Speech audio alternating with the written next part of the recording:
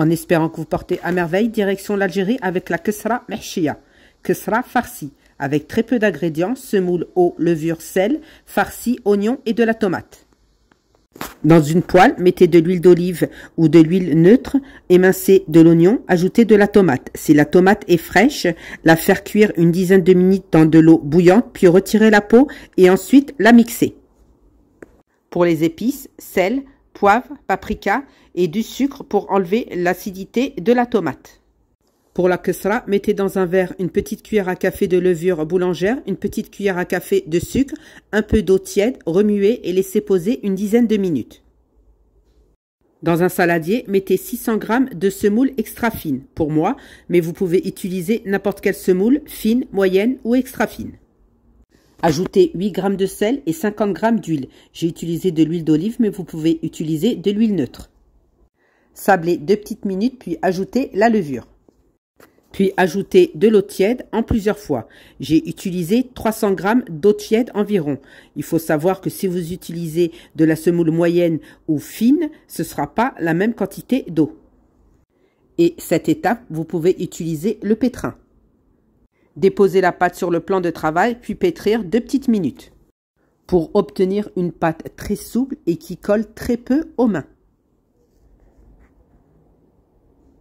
Divisez la pâte en 4 boules égales, filmez et laissez poser une dizaine de minutes pour détendre la pâte.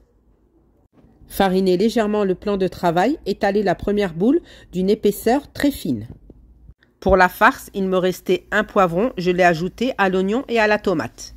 Déposez la pâte sur du papier cuisson avant de mettre la farce, car il sera très difficile de manipuler la kesra. Mettre la farce et n'allez pas jusqu'au bord. Le bord servira à souder avec la deuxième boule.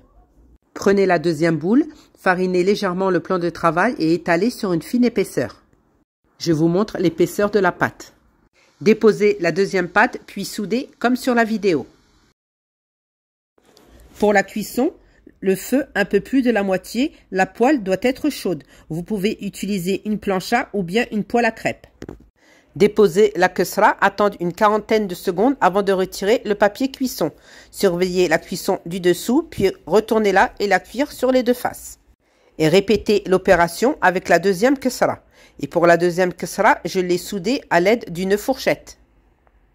Pour la farce, vous pouvez la décliner avec ce que vous voulez. Épinards saumon, viande hachée, poulet, ajouter du fromage râpé par exemple. Et vous pouvez ajouter des graines de sésame ou de nigel à la pâte. Une excellente recette traditionnelle, très tendre, facile et rapide, que je vous ai donnée en grammage. Nous arrivons à la fin de la vidéo. Partagez, republiez un maximum pour faire grandir ma chaîne. Les petits cœurs, les commentaires pour plus de recettes simples et faciles. Bye bye!